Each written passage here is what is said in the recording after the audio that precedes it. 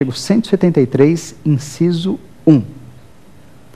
Prazo decadencial tem início a partir do primeiro dia do exercício seguinte àquele em que o lançamento poderia ter sido efetuado. Ou seja, vamos imaginar que você deixou de pagar um tributo, você praticou o fato gerador de um tributo no ano de 2007. Você deixou de pagar um tributo no ano de 2007, quando então você tinha praticado o fato gerador. Tudo bem? Era um tributo sujeito a lançamento e promulgação, onde você deveria prestar as informações para o fisco. Você não fez. Você deveria ter feito isso no ano de 2007. Você fez? Não fez. Então o fisco vai lançar. Neste caso, o fisco vai lançar de ofício. Ele vai cobrar. Quanto tempo ele tem para cobrar? 5 anos. Contados de onde? Do primeiro dia do exercício seguinte. Se o fato gerador foi em 2007, qual é o primeiro dia do exercício seguinte? Ano de 2008. A partir desse ano, o fisco terá 5 anos para promover o lançamento. Essa é a regra segundo o CTN, no artigo 173, inciso 1. A rigor, você poderia encontrar uma exceção, onde é possível também contar o prazo decadencial da data do fato gerador.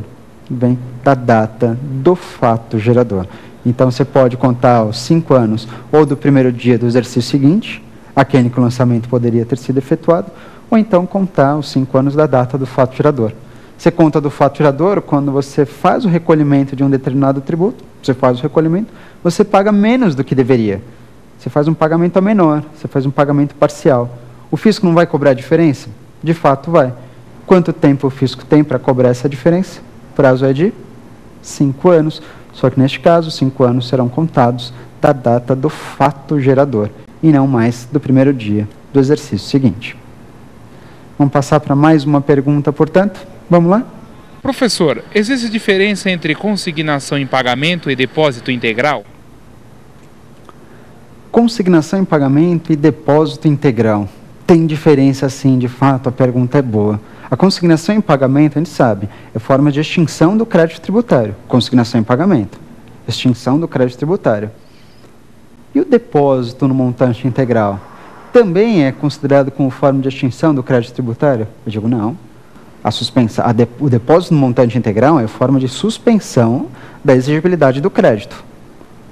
Portanto, consignação, extinção do crédito tributário. Depósito no montante integral, suspensão da exigibilidade do crédito tributário. A outra diferença entre esses institutos é que na consignação em pagamento, a sua pretensão é pagar o tributo. Na consignação, você pretende pagar o tributo, você quer pagar o tributo. Você só não consegue fazê-lo em razão de algum obstáculo imposto pela própria Fazenda Pública. Por exemplo, uma bitributação. Bem, quando você tem 2 entes políticos cobrando tributos idênticos sobre o mesmo fato gerador. Eu quero pagar o tributo, mas eu não vou ser obrigado a pagar 2 tributos sobre o mesmo fato gerador. Isso não. O que você faz? Consignação em pagamento. Já no depósito no montante integral, mudou a pretensão. Mudou por quê? Porque no depósito no montante integral, você deposita porque você quer discutir essa dívida. Você pretende discutir a dívida. Ou seja, você só está depositando em um montante integral para suspender a exigibilidade do crédito tributário. Para que dentro desse período onde você faça essa discussão, você pelo menos tenha segurança de que a execução fiscal não deve ser proposta. Você deposita o valor no montante integral apenas para impedir que a execução fiscal seja proposta, na verdade garantindo para você uma certidão positiva com efeitos de negativa. Essas, portanto, são as diferenças básicas, pelo menos, entre consignação em pagamento e depósito no montante integral. Mas não saia daí, a gente viu algumas perguntas, nós temos ainda o X da questão, nosso último bloco, é só mais um instante. Fica aqui comigo.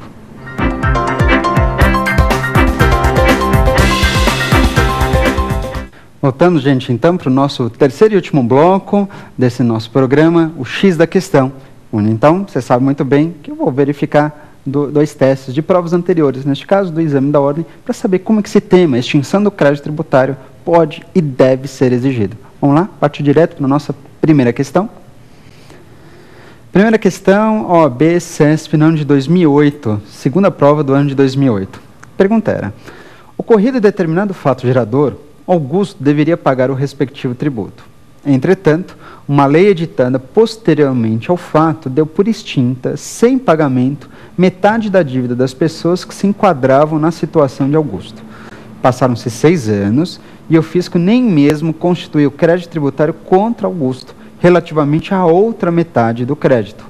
Nessa hipótese, configura-se a situação de extinção da dívida por, vamos lá? As alternativas. Letra A, prescrição e compensação. Letra B, transação e remissão. Letra C, transação e prescrição. Ou letra D, remissão e decadência. E aí, gente? Qual será a alternativa correta, então, diante desse problema do Augusto, que vem uma legislação afastando o pagamento de tributo, pelo menos de parte dessa dívida, e depois o fisco tinha que cobrar essa dívida, ele não cobrou, passaram-se 6 anos, e agora? Vamos lá, vamos reler a questão e pensar bem, na verdade, quais são as informações que merecem destaque. Vamos lá. Questão. Vamos dar uma lida na própria questão.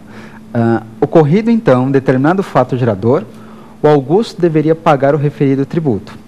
Entretanto, uma lei editada posteriormente ao fato deu por extinta, sem pagamento, metade da dívida das pessoas que se enquadravam na situação de Augusto. Passaram-se 6 anos e o fisco nem mesmo constituiu crédito tributário contra Augusto, relativamente à outra metade do crédito. Nessa hipótese, configura-se a situação de extinção da dívida por o quê? E aí, gente? Bom, olha só, o Augusto, ele se enquadrou numa determinada situação e veio uma lei, segundo o próprio problema, que foi editada posteriormente àquela situação, dizendo assim, olha, metade das dívidas de pessoas nessas condições, metade da dívida não precisa ser paga, metade da dívida está extinta, metade da dívida. Mas a outra metade continua valendo, a outra metade deveria ser recolhida, segundo o próprio problema. E aí? Só que a outra metade, embora devesse ser recolhida, segundo o problema, o fisco nem mesmo havia cobrado isso. Nem mesmo havia cobrado, se passou quanto tempo? Passaram-se 6 anos. Então pensa nessa situação. Olha só, teve uma lei que afastou metade da dívida, dizendo, ó, metade da dívida você não precisa pagar, metade da dívida foi perdoada. Metade da dívida foi perdoada. E foi perdoado o quê? A multa ou a dívida? A dívida.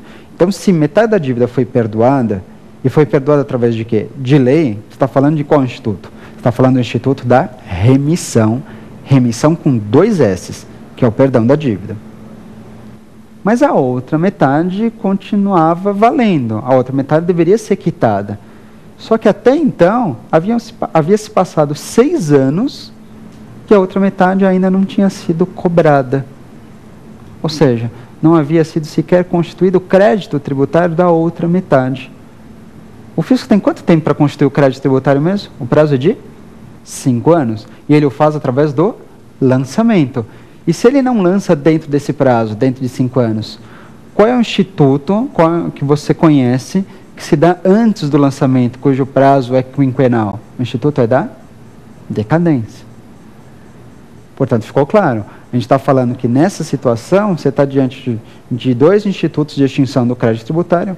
Um é a remissão e o outro é a decadência. Será que tem alguma alternativa nesse sentido?